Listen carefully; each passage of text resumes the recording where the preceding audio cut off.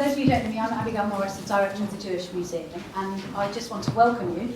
And Birkbeck, this is, for those of you who've seen our wonderful exhibition, you'll know that we have done it in conjunction with Birkbeck, and particular thanks to Anthony and where's David? David Feldman, there he is, there's David, who hugely important and helpful in the exhibition, which I hope you've had a chance to look.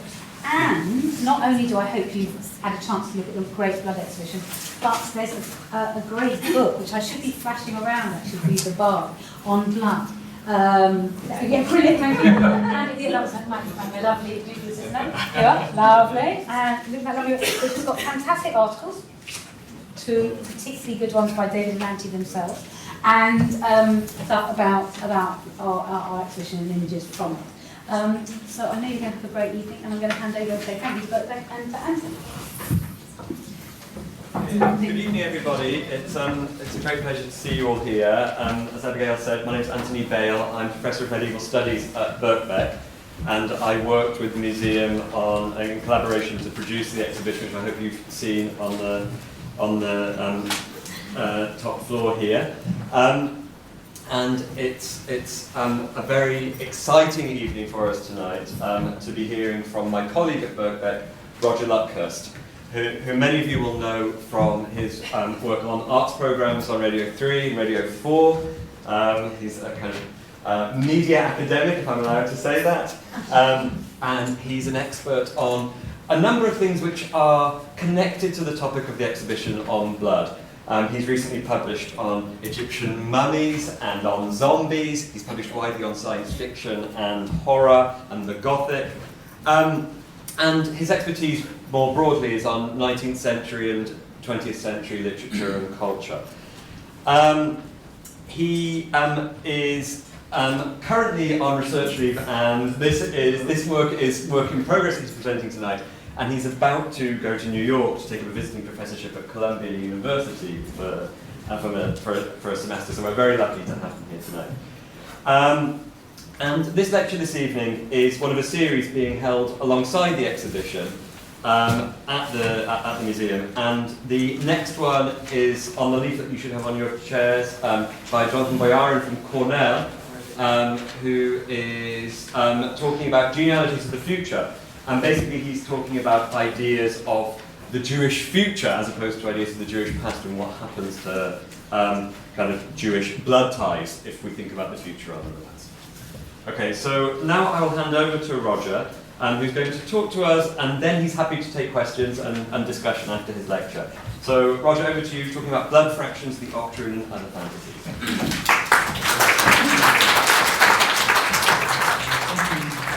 For the invitation, very daunting invitation, and just a thank you to the museum, particularly to David and Anthony. I know the exhibition has taken years to put together, and of course when I knew that Anthony was taking over the horrible job I just had for 3 years, and he's now got it for what, 5 years? 6 years. There was no way I could say no. So I'm actually very happy to be doing this. So I also wanted to say that I'm about to say immensely offensive things for about 45 minutes. And I will try and put as many of them in quotes as possible, but you might just think that the whole lecture is in quotes. And I'll try not to do that too often because it's irritating. Okay, so I suspect that I was invited to give this talk partly because of the work that I've done on Dracula, Bram Stoker's 1897 vampire novel. So I thought it would be just simply churlish not to start with a few thoughts about Dracula. I don't want to talk about the Count, though, or the bloody mythos of vampirism so much, but rather two very different scenes in the novel which are about blood transfusion. So a little way into the book, before the reader has fully grasped the modus operandi of the vampire, the doctor's attending Lucy Westenra, who is somnambulistic, hysterical, and also mysteriously waning physically away with severe anemia, call on the eccentric Dutchman Professor Van Helsing to aid their treatment. What Van Helsing proposes is at once very behind and very far ahead of the times. He starts by garnishing the room, a bit like Nigella, with lots of garlic, and this seems very ancient. But he then proposes, as he puts it in his terrible English, we are about to perform what we call transfusion of blood, or transfer from full veins to the empty veins which pine for him. John was to give blood as he is more young and strong than me, but now you are here, you are more good than us, old or young, who toil much in the world of thought. Our nerves are not so calm, and our blood not so bright than yours. Terrible English. If you know Dracula, you'll remember that Lucy takes transfusions from all the men gathered around her sickbed. Her betrothed, Lord Homewood, the English doctor John Seward, then Professor Van Helsing himself, and finally the American adventurer about whom there are many conspiracy theories, Quincy Morris. And this is all to no avail. Lucy dies, or worse, appears to die, from her strange blood-wasting disease. Now, it is remarkable, of course, that Lucy is not first killed by her doctors before Dracula finishes her off, since blood transfusion was a risky and frequently fatal procedure in the centuries of experiment before the discovery of blood groups by Karl Landsteiner in Vienna in 1900, 3 years after Dracula was published. If you mix blood of different groups, the antigens react, causing clumping of blood cells and fairly quickly painful death. Even after Landsteiner's paper, his findings were largely ignored, his experiments repeated and rediscovered several times before the international standard of blood groups, A, B, O, and later AB, was finally established in 1927. So the international standard only comes in 27. Although Bram Stoker asked for medical advice on the details of his novel from his brother, who was a very eminent surgeon, Sir Thornley Stoker, splendid name, it is clear that the succession of inter-arterial transfusions into Lucy Westenra are not literal medical details in the book, but profoundly metaphorical. They partake, as Michel Foucault would put it, of the symbolics of blood, rather than its scientificity. The acts of multiple transfusion are a ritualistic mixing of elements of Anglo-Saxon blood, Dutch, English, and American, that flows in Lucy's veins, the union of the Protestant North against the corrupting, invasive presence of Europe's tainted southern edge. Van Helsing even refers to the transfusions as a marriage union. The band of Northern Brothers bond together in this circulation of blood between bodies. So that's the first scene. In contrast, later in the book, much later, there is a very traumatic scene of Mina Harker's transfusion, which is darker and much more perverse. Our Christian brothers have chased the foul count out of England and are pursuing him across Eastern Europe. But one night, they come upon this awful scene. The moonlight was so bright that through the thick yellow blind, the room was light enough to see. On the bed beside the window lay Jonathan Harker, his face flushed and breathing heavily as though in a stupor. Kneeling on the near edge of the bed, facing outwards, was the white-clad figure of his wife. By her side stood a tall, thin man clad in black. His face was turned from us, but the instant we saw it, we all recognised the Count. With his left hand, he held both Mrs. Harker's hands, keeping them away with her arms at full tension.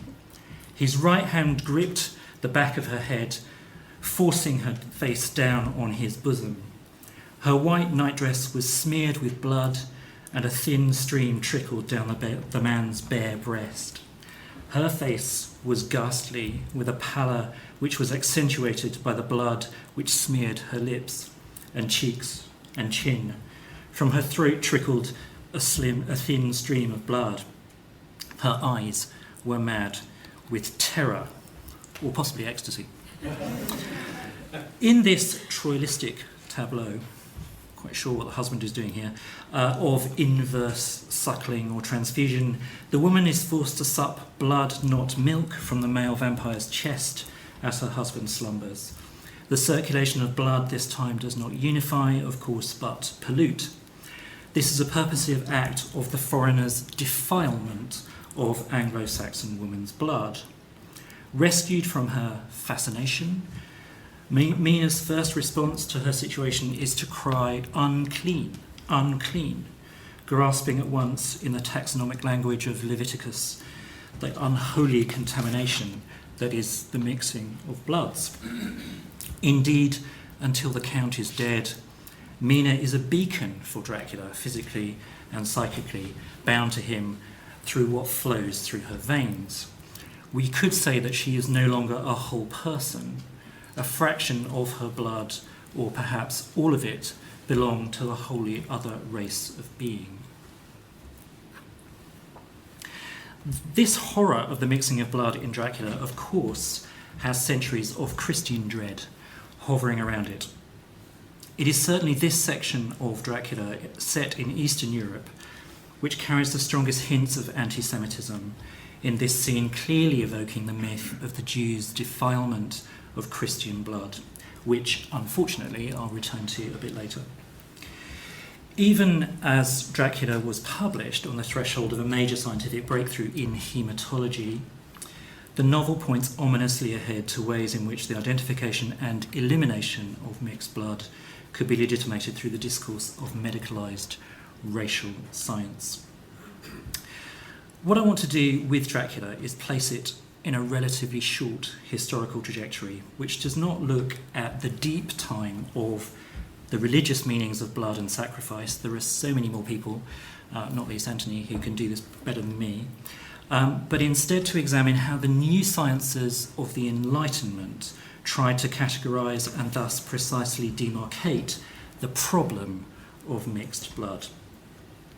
So in 3 sections, I'm going to track the emergence of the hybrid creatures and blood fractions in the 18th century, which reached its apotheosis and its crisis in the figure of the Octoroon in anthropology and the wider culture of the 1860s.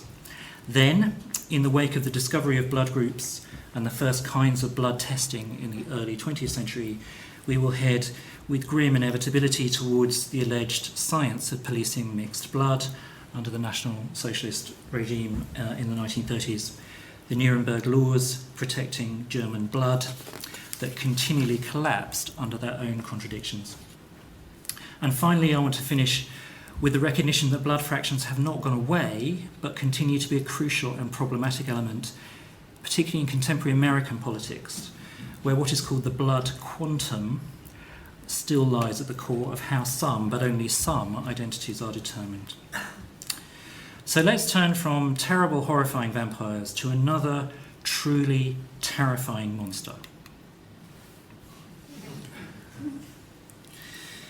This innocuous pink is an epochal plant because it was the world's first artificially manipulated hybrid, a progeny of 2 distinct plants, deliberately created by crossbreeding a carnation and a sweet william, an achievement possible because both are members of the Dianthus genus. It was engineered by the nurseryman Thomas Fairchild, possibly as early as 1718, but he might have kept it secret, and then definitely publicly displayed for the first time at the Royal Society in London in 1720. When this sensational hybrid became widely known, it was first called the bastard flower, but soon enough, Fairchild's mule. You can just about see it written there. This is from Sir John Soane's collection, who bought the first ever hybrid plant and then probably killed it and pressed it, like he did with everything else. So, the Fairchild's mule, on the analogy of a cross between a horse and an ass, which produces the mule. Fairchild's mule showed several extraordinary things. That plants were definitely sexed, sometimes male, sometimes female, sometimes hermaphroditic, and that a little artificial frottage of stamen and pistil could result in an offspring that mixed the qualities of both parents. The mule analogy, in fact, did not quite work because horticultural hybrids are not always infertile, as the mule was held to be. Indeed, horticulturists soon recognised the phenomenon of what is still called hybrid vigour, not a waning of reproductive capacity in hybrid offspring, but an intensification of breeding power. With this came the alarm that Fairchild's artificial intervention completely messed with the divine order of species, God's plan, and that it threatened to unleash the anarchy of ungodly artificial transformism, the collapse of species boundary. Fairchild was born and worked in, his nursery was in Hoxton, and at St Leonard's Church every year there is still a lecture in Fairchild's name, which is a talk on the beauty of God's creation. And it's assumed that Fairchild, this is a kind of payoff, that he was terrified about the Christian undoing of the order of things, and that he was in perpetuity trying to kind of atone for his terrible hybrid. The argument was long held that vegetable and animal mules of all kinds must be infertile, or had only limited fertility and tendency to reversion, precisely to preserve the fixity of God's natural order. None of this, of course, was true, as Charles Darwin was anxiously to understand just over a century later. Well, it's surely significant, I think, that the botanical hybrid emerges at exactly the time that Linnaeus began to set up his classificatory systems to taxonomize all living things in his Systema Naturae 1735. It was the taxonomic impulse itself that generated the grid in which anomalies, hybrids, crossbreeds, transgressors of system and order shifted from being marginal freaks or sports to become central and defining boundary crawlers. I love that phrase. Some biologists use the phrase boundary crawlers. Modernity invented the condition to create a whole new kind of monstrosity. By the end of the 18th century, the analogy of crossbreeding had been transposed, of course, to the human race, to the vexed question of whether there were varieties or distinct species of human, and how to categorise the anomalous hybrid offspring of this sexual reproduction. Mongrel is a pejorative term long embedded in the English language. I'm going to start using quotation marks now. Mulatto, possibly derived from the Arabic muwalad, meaning mixed, had been in English usage since 1595. But it was as the slave plantations in the European colonies in the Caribbean reached their peak of productivity and profitability at the end of the 18th century that taxonomic obsession with quantifying the mixing of human blood really began to acquire quasi-scientific ambitions. Edward Long, plantation owner, slaver, and colonial lieutenant, published his 3-volume History of Jamaica in 1774. He detailed what he called the extensive intermixtures of castes, which, he explained, have all their proper denominations invented by the Spaniards, who make this a kind of science among them. In his first schema, Long details the terminology for a sequence of mixed bloods. A white man and a Negro woman produce a mulatta, who then, if reproduces with a white man, notice something here, produces the terceron. And again, a white man and a terceron produce a quadroon, and then down to a quinteron. White man and a quinteron then produce a white child again. In other words, it's kind of worked its way out, reverted back to origins. Now, this is a kind of mixed and completely illogical kind of structure, but what it's doing is counting third, fourth, fifth in the Spanish system. What the English and other systems start to do is count fractions of blood, so hence tertium tends to fall out, and what you get is half, quarter, or the quadroon H, or the octoroon, some kind of limit before you get back to white. So this assumes, as perhaps only a white slave owner might, that the male remains rigidly white through all these transactions, and also suggests that by the 6th generation there is reversion to pure white. This is because Long held firmly to the view that hybrids such as the mulatto were either infertile, they're clearly not, or defective and barren. The mulattoes, Long said, seem in this respect to be actually of the mule kind, and not so capable of producing from one another as from a commerce with distinct white or black. The reversion back to white at this point in his schema is the sign that what will come to be called the octoroon, a person with 1/8 black blood to 7/8 white blood, is a kind of threshold or vanishing point in the calculus of race. Well, despite this view, as so often, Long completely contradicts himself almost immediately by observing that amongst the slaves and the free men, to quote, so little restraint is laid upon the passions that there was a whole other array of terms required for the products of what he called these goatish embraces. The offspring of a Negro and a mulatto was called a sambo. A mix of mulatto and terceron was termed a salta atras, or sometimes in English, a jump back, or retrograde, as this pairing was deemed to reinforce rather than dilute black traits. So in other words, you jump back.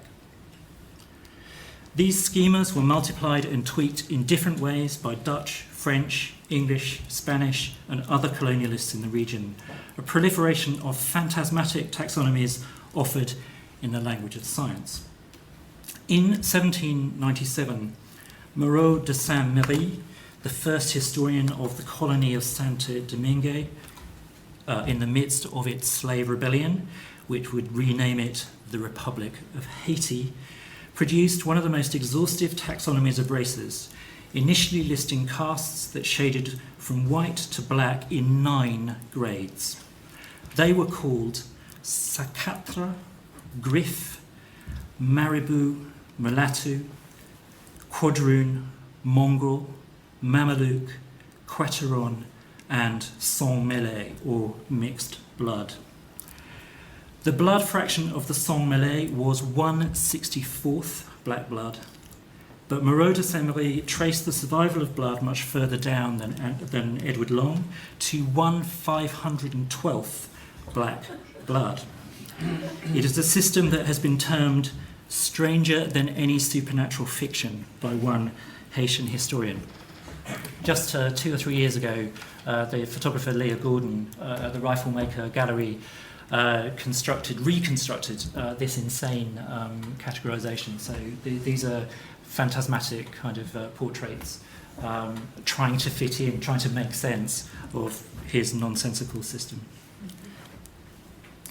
Of course, these gradations mattered in the context of slave economics because the fraction of black blood foundationally determined whether you might be free or bonded legally, and also, to be blunt, your exact financial value in the slave market. This is why in 1815, no less a figure than Thomas Jefferson, the principal architect of the American Declaration of Independence and 3rd President of the United States, was jotting down mathematical calculations of the blood fractions amongst his slaves on his own plantations and comparing the breeding directly with the flock of merino lambs. It is still somewhat contested whether Jefferson fathered several children with his slave Sally Hemings, allegations that began in 1802 and were still being DNA blood tested amongst his descendants as late as the year 2000. He did father children with his slave Sally Hemings. By the time of the American Civil War, the question of slavery had been fully caught up in the assertions of racial science. the cultural claims of ethology or anthropology seeking legitimacy in the biological rather than the symbolic understanding of blood. Defenders of slave economics in the South tended to insist on polygenic theories of race, that is, that the Anglo-Saxon and Negro races were not just varieties but distinct species.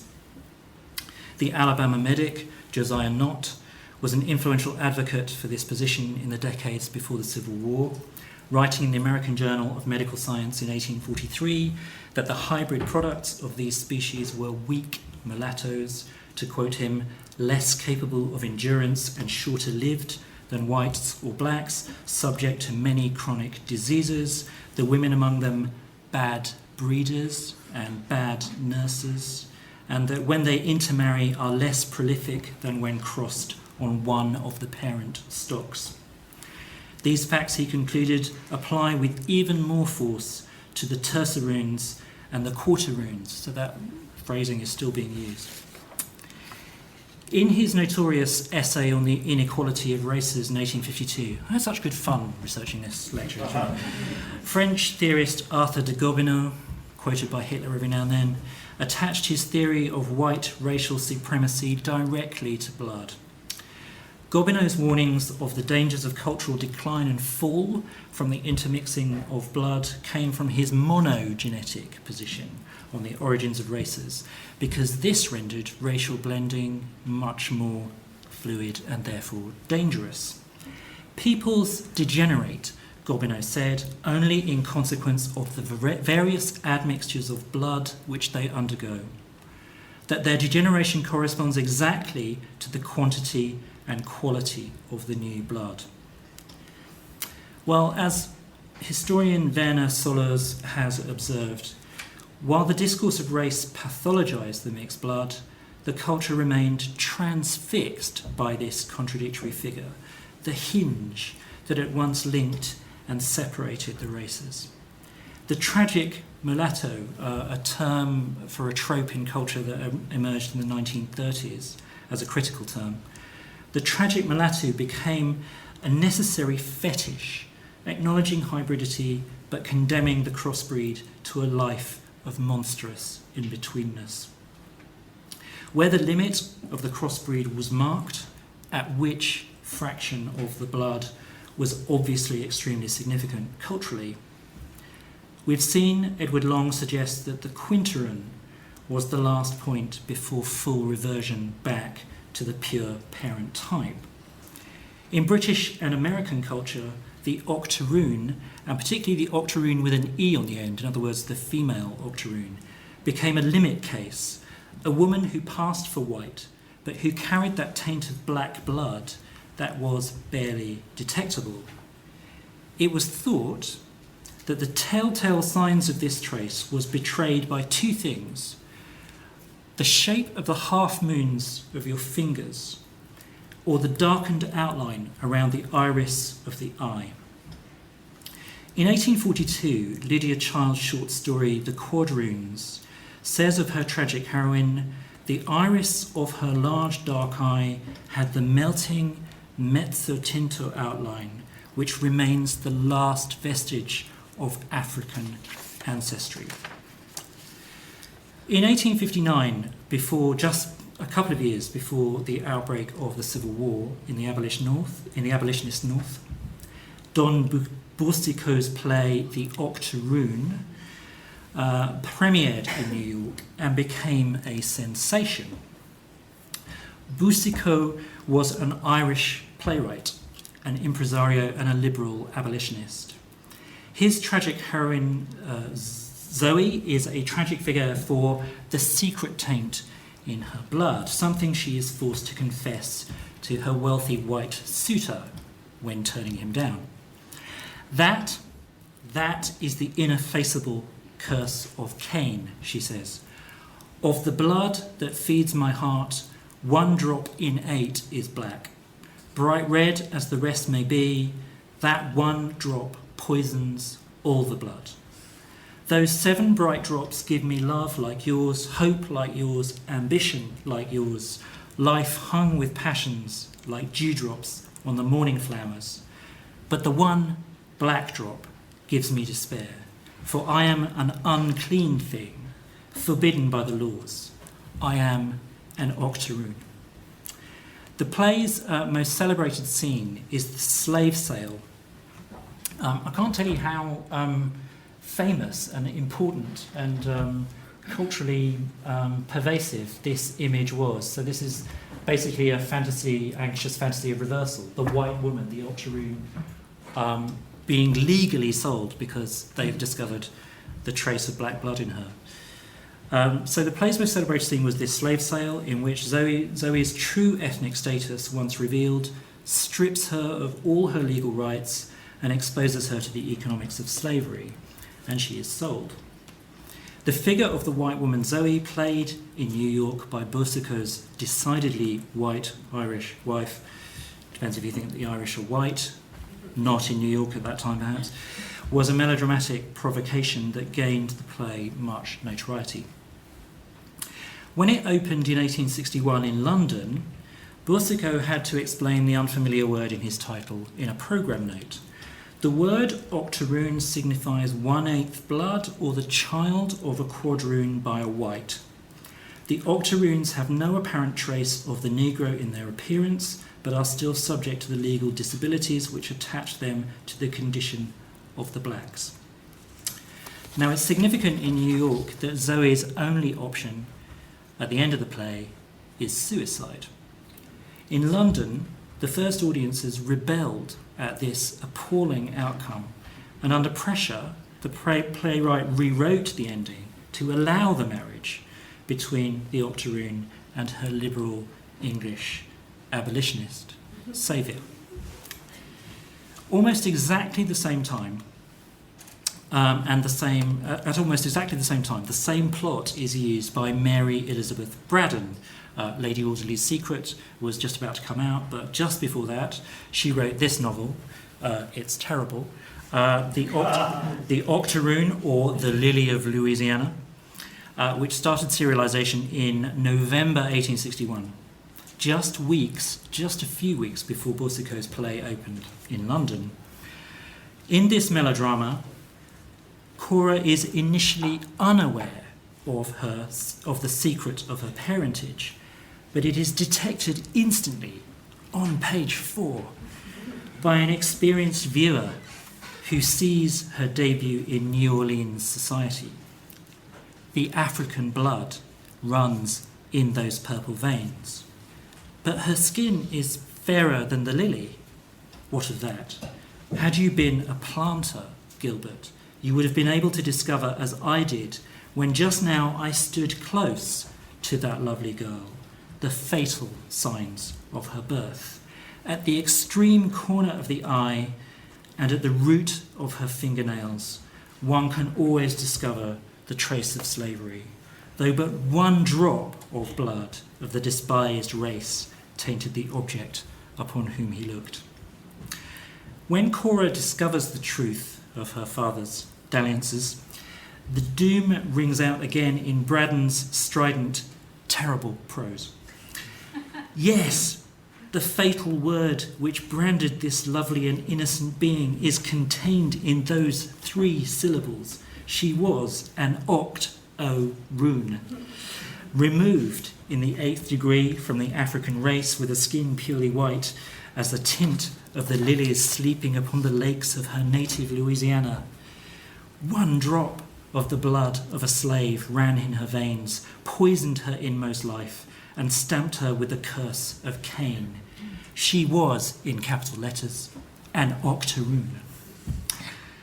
Like Zoe, circumstances also propel Cora into the trauma and humiliation of a slave market. There's the scene there at the bottom again, where she is sold to a shady libertine with nefarious intentions. She is rescued from this fate. It is a sensation fiction, of course, but Cora is unable to marry her hero under Louisiana law. So she returns to England to be joined with yet another model of liberal English abolitionist and marries and is happy ever after. Even as Boucicault and Braddon loudly proclaim their liberal position on slavery, their language still sees the mixing of blood as doom. The term miscegenation was coined 2 years later, in 1863, in the middle of the Civil War. In the decade between Darwin's Origin of Species in 1859 and The Descent of Man in 1871, the theory of evolution by natural selection at once firmly backed monogenesis, a single biological origin for all varieties of the human, but it suggested the infinite, malleable, and protean model of transformism as a potential nightmare of racial intermixing. Well, by the late 19th century, the liberal attitude to race had become harder to sustain in English culture, as the Anglo-Saxon ideology for the expansion of Greater Britain, as it was called, was increasingly underpinned by the new authority of biology and biologized racial anthropology. As we've seen, the tainting of Anglo-Saxon blood is pathologized in Dracula, an infection that threatens intravenous invasion of the imperial metropolis. Racial hygiene was the mantra, sternly reinforced by colonial adventure novels and the monsters that stalk through late Victorian Gothic revival, where race is passed with so much more precision. Here, for instance, is the description of the monstrous quadroon at the heart of Grant Allen's splendid short story, The Beckoning Hand. Beckoning Hand. I saw at a glimpse that she had southern blood in her veins, perhaps Negro, perhaps Moorish, perhaps only Spanish or Italian or Provençal. Her features were proud and somewhat Jewish-looking. Her eyes large, dark, and haughty. I had never before beheld anywhere such a magnificently repellent specimen of womanhood. The white male narrator who says this, of course, instantly marries her. The beckoning hand of the title turns out to be the black blood in her veins that pulls her back inexorably to her origins, actually her grandparental origins, in Haiti and the savage rituals of child sacrifice in voodoo rituals. Grant Allen's commitment to social and biological Darwinism, his great hero was Herbert Spencer, meant that his stories were always plotted as being about reversion to type. He firmly believed in the dictum, the blood will out, and in fact even wrote a novel called What's Bred in the Bone. Meanwhile, out on the far-flung margins of empire, Rudyard Kipling introduced British readers to a whole new set of populations of those he called beyond the pale. In India, that place, to quote Kipling, beyond the borderline where the last drop of white blood ends and the full tide of black sets in. Kipling's stories emerged from this unknown terrain where, to quote him again, the black and white mix very quaintly in their ways, producing a whole new population of Eurasians, a situation so new and unacknowledged that, as Kipling told his readers, any stories about them cannot be absolutely correct in fact or inference. Like the West Indian colonies a century before, India and Africa were improvising languages to deal with the actual reality of wholly new intermixed populations. The colonial frontier was always what biologists call a hybrid zone, that is, a space of contact typically marked by intense sexual transactions, and thus, of course, the mixing of blood. Still, the ideology of empire relied much more in this period, not so much on mixing as on the physical sciences of racial anthropology. So you would tend to get lots and lots of physical measurements. That's Galton's anthropometric device to measure skull size. And you would get lots and lots of these categorical gradations of different types, but done from physical particulars rather than from medical investigation of blood. What changed in the 20th century with the discovery of blood groups and the increasing precision of blood testing was an attempt to track race down into the chemistry of blood. The fantasy that race could finally be determined definitively by objective calculations in haematology.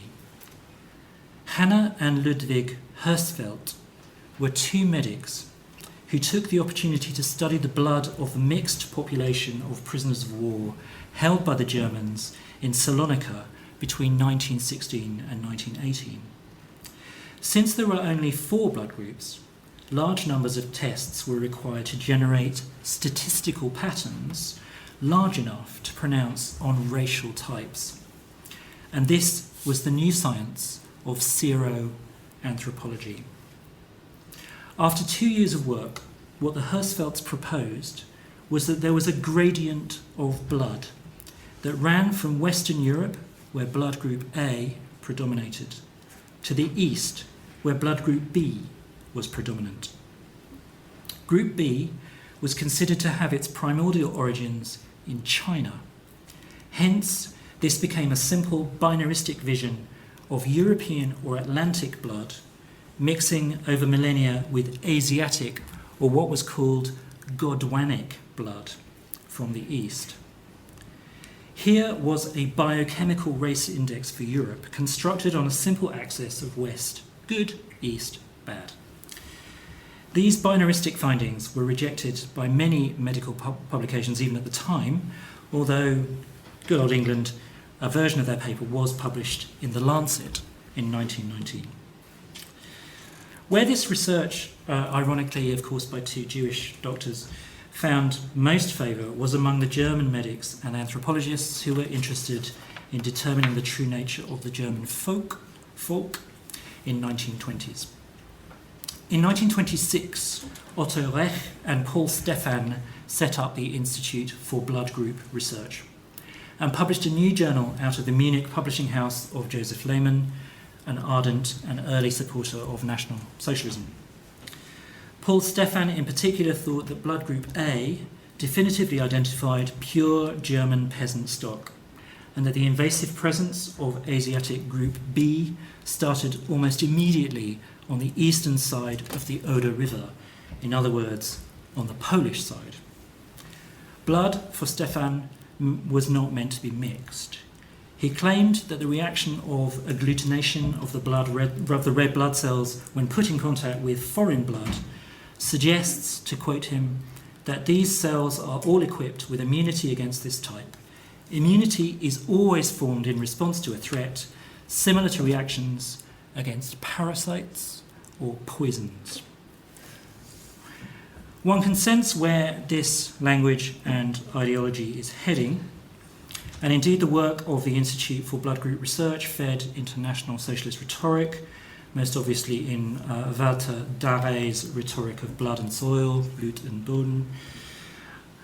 The science could be used to legitimise the most rabid anti-Semitic claims. Stephan's language of parasitic invasion of blood restyled the blood defilement theory that was being insistently restated in the Nazi propaganda rag Der Stürmer. In this claim, a single sexual encounter between a Jewish man with a German woman permanently infected her blood. As Julius Streicher says in 1926, to quote him, "The male sperm in cohabitation is partially or completely absorbed by the female and thus enters her bloodstream. One single cohabitation of a Jew with an Aryan woman is sufficient to poison her blood forever. Never again will she be able to bear purely Aryan children, even when married to an Aryan. Their children will also be crossbreeds. That means ugly people of unsteady character with a tendency to illness. The author and abettor of such action is the Jew. He has been aware of the secrets of the race question for centuries and therefore plans systematically the annihilation of the nations which are superior to him." These were, to quote Der Stürmer again, the vampire secrets of the Jews. Well, when Hitler took power in 1933, the first race laws focused on trying to fix the limit of the Aryan race by calculating blood fractions in the grandparents, thus continuing modernity's obsession with quadroons and octoroons. But the laws deciding the quantity of blood that made the subject Jewish were really unclear. Was it one drop, one sexual act, or did it in fact, as the law seemed to say in 1933, 3 Jewish grandparents to make a Jew? What if the fraction of blood was exactly half Aryan and half non-Aryan? Which blood won out? And if you imply that the Jewish blood wins out, doesn't that mean it's stronger than Aryan blood? Hang on a minute, I'm really confused. Complaints from the League of German Jurists that the racial laws were lacking in a certain conceptual clarity produced a shift of language in the 1935 Nuremberg laws from Aryan, so dropping the word Aryan, to German-blooded. The outlawing of sex between Germans and non-Germans was now said to be for the protection of German blood and honour. The Race and Settlement Bureau set up a spectrum that ran from the true Volksdeutsch, which needed at least 3 German-speaking German grandparents, through Fremdvölkisch to full Fremdblütig, or foreign blood. Remaining doubts, and there were many, about status could be referred to racial experts in the Reich's Office of Genealogy.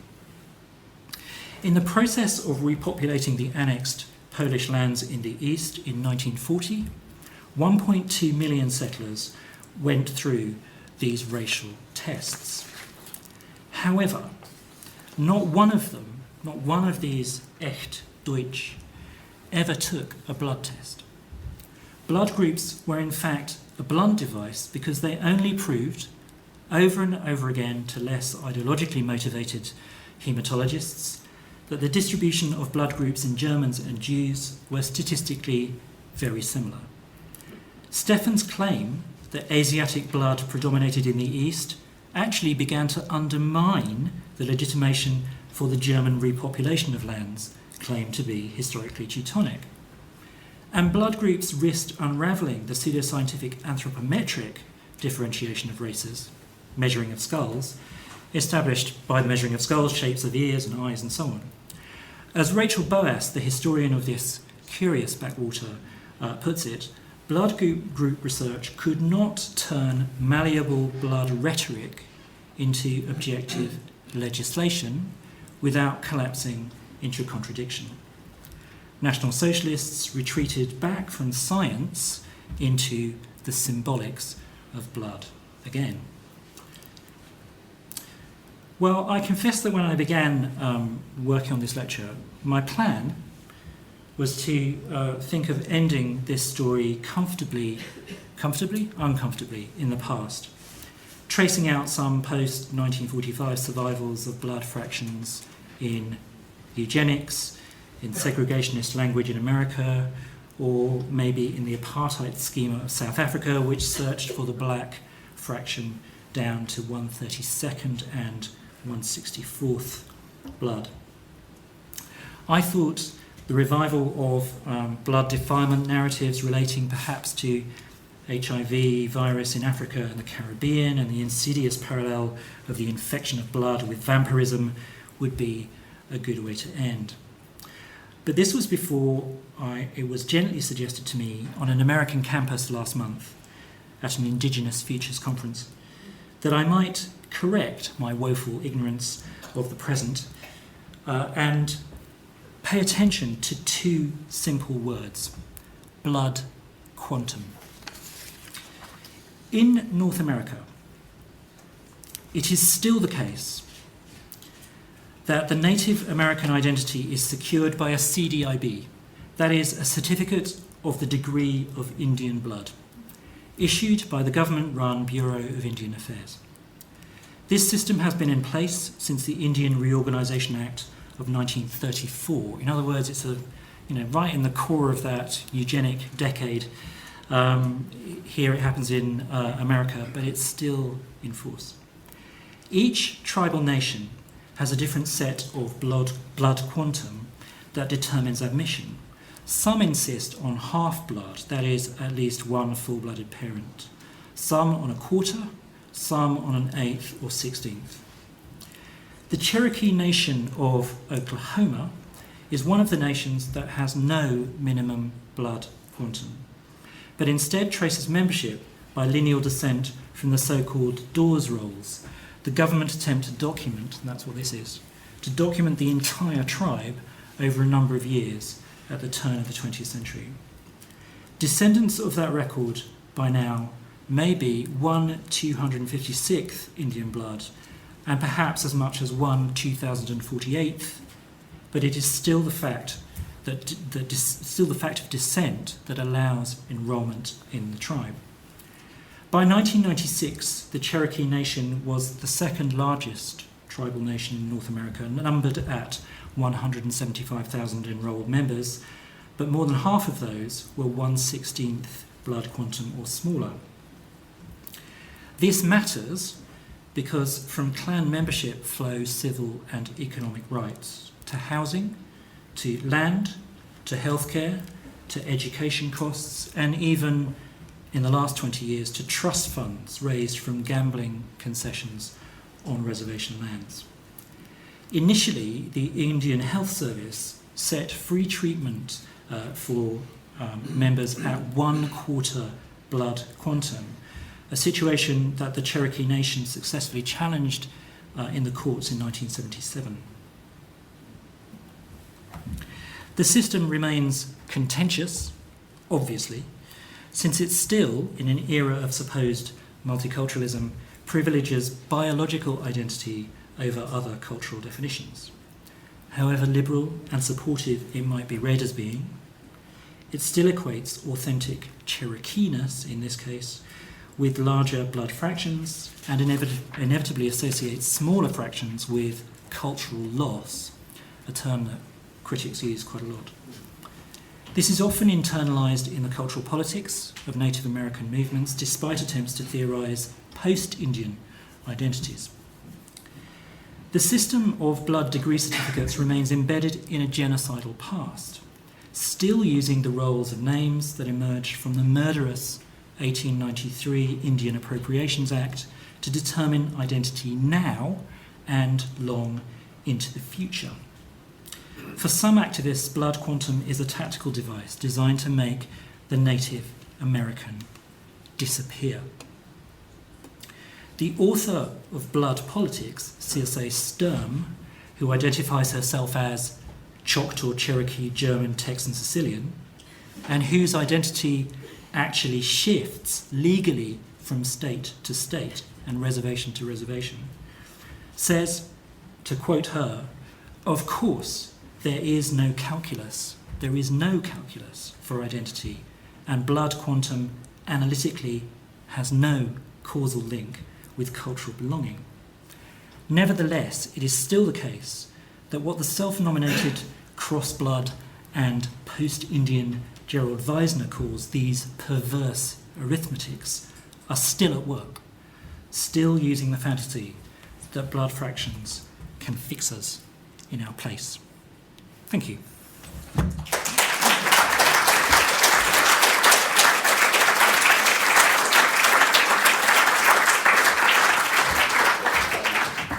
As those of you who've seen the exhibition will know, this is not an easy topic, the idea of blood, the history of blood, the culture of blood.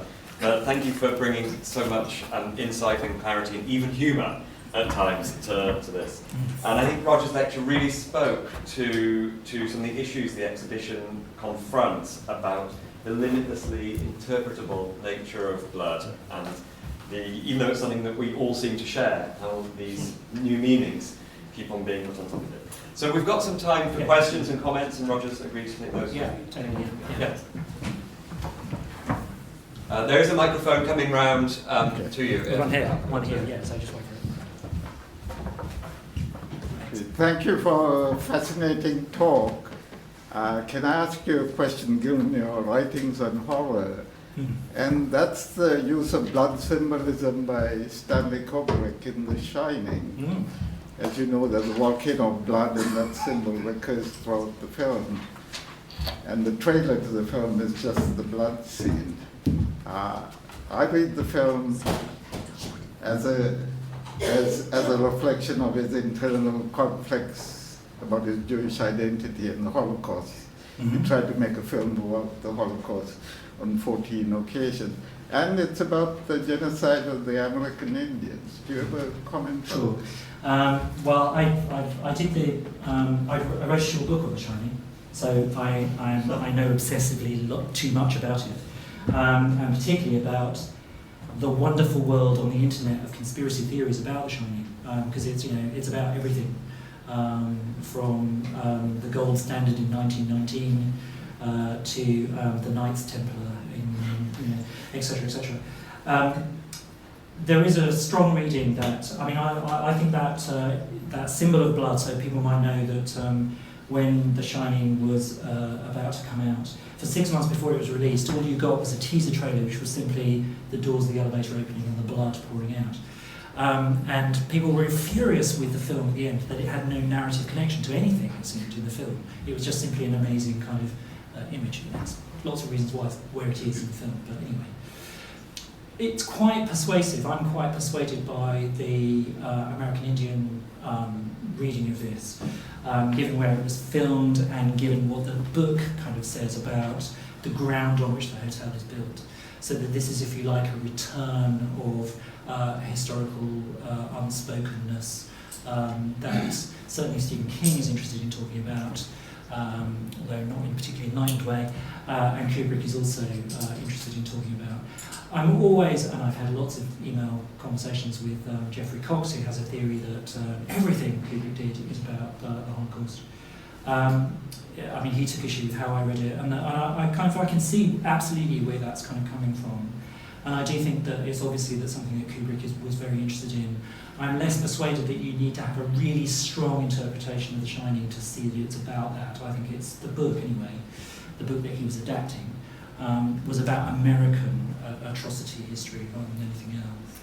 But that's just a view, and actually it's such a malleable text that it supports virtually any interpretation. That's what's lovely about it. Questions?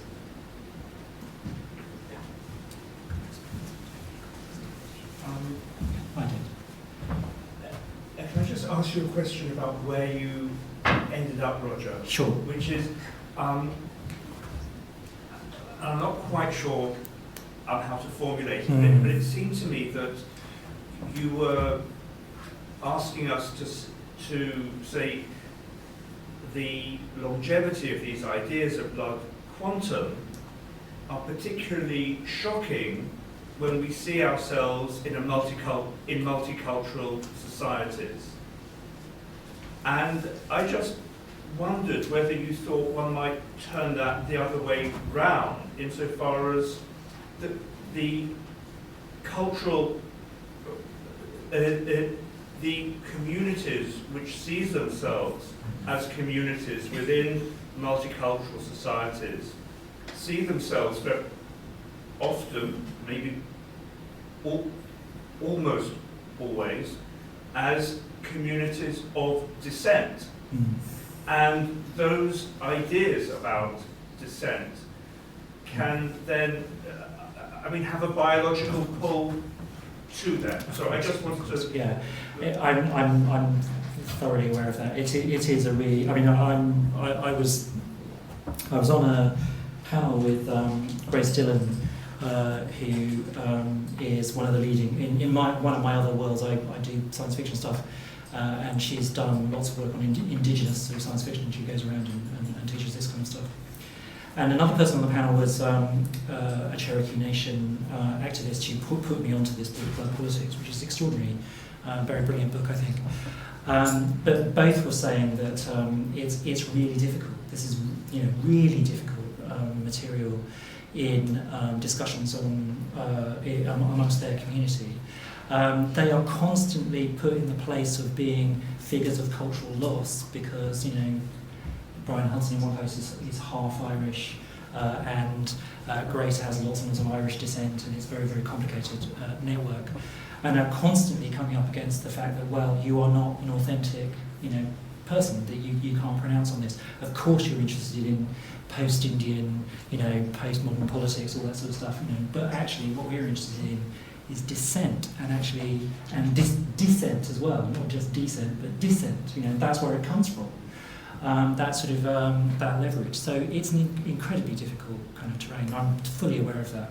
This is, of course, it splits, doesn't it, between giving you identity and actually fixing your identity.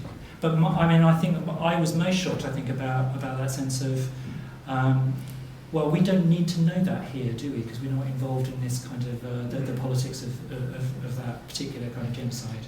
Why haven't I particularly come across this before? Anthony was saying it's a really big issue in Australia, and so there are particular kind of colonial sites where it really kind of emerges as this crucial kind of moment.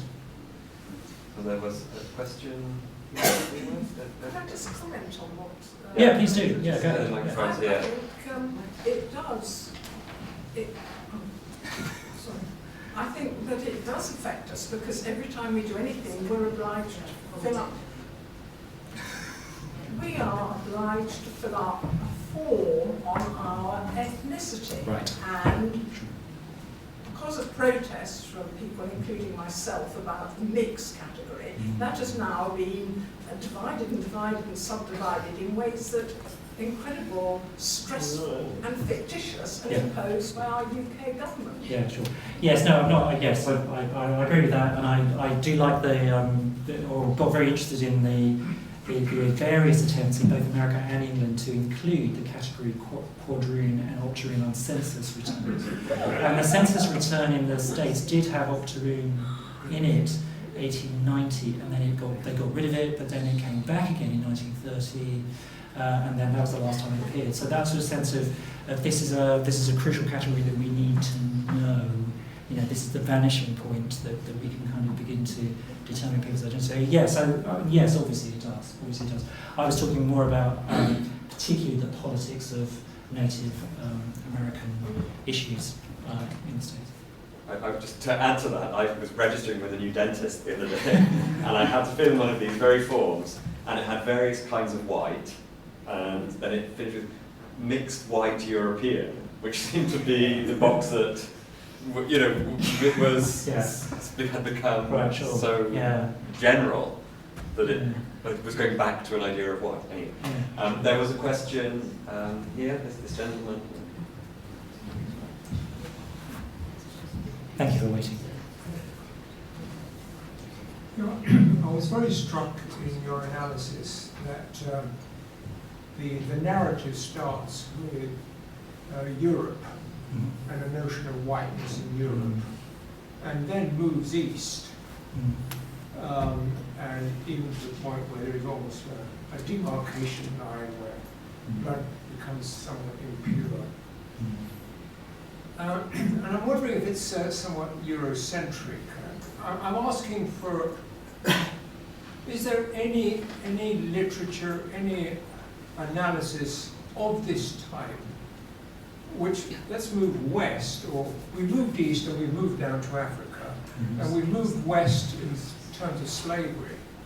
But before the Americas became the Americas post-Columbus, the whole of the American continent, from Alaska down to Patagonia, was inhabited by descendants from Asia. Does that become an issue in this kind of pseudoscience? The descent of Mongols and the Mongolian patch that appears amongst whites in Okay. Well, I mean, my kind of expertise is 19th, 20th century stuff on this and anthropology on this, but it becomes a really crucial issue of defining elements of white blood again. Sorry, I know I'm doing the same sort of thing, but these terms do come in the 1910s. So the person who founded New York Zoo, Madison Grant, pathological racist and eugenicist, he wrote a book called The Passing of the White Race, for example. Very big influence on H.P. Lovecraft. And he was kind of defining elements of basically invasion into white blood, which included categories like the Mongoloid or the Asiatic, and this sense of the Yellow Peril narratives about Japanese invasion, particularly in the 1890s, really pushed by, again, Gothic writer M.P. Shield, who was hiding the fact that he was mixed race himself. So this sort of sense of the Asiatic does become increasingly dominant in that white pathological discourse in the 20th century. It's not quite answering your question. I think, we've just had this archaeological stuff about the DNA on medieval bones from London, about just how ethnically diverse people were. And that's because the DNA analysis can now do that. So we can kind of open this up, and the blood collapses even more into a kind of multiplicity of untrackable traces that just link the globe together. So the more you kind of go into it in order to think about narratives of purity, the more it just becomes, it disappears into absolute global diversity. That's what I like about it. A question here. Yeah. Microphone's Actually, does it work? It's actually fascinating, your thing. And I'm working on the Spanish side. Of course. So there are a few things. First of all, in Spain, we know that Jews, Muslims, including slaves, mulattoes, and black people, were classified as a part of New Christians. So were automatically excluded from centers of powers and economic power. Yeah. That's one thing. On the other hand, I'm discovering that the soul of the black African is actually white, and it whitens their appearances. So there are lots of images of the baptisms of the African in the form of European. The aspect is European. On the other hand, we have also that the classification that you mentioned is actually here in a private house, in the Bremore House in Hampshire. There is a collection of Castas paintings from Mexico with 18 paintings, okay? And this is the earliest classification that we have found. And in that classification, contrary to the ones that you cited,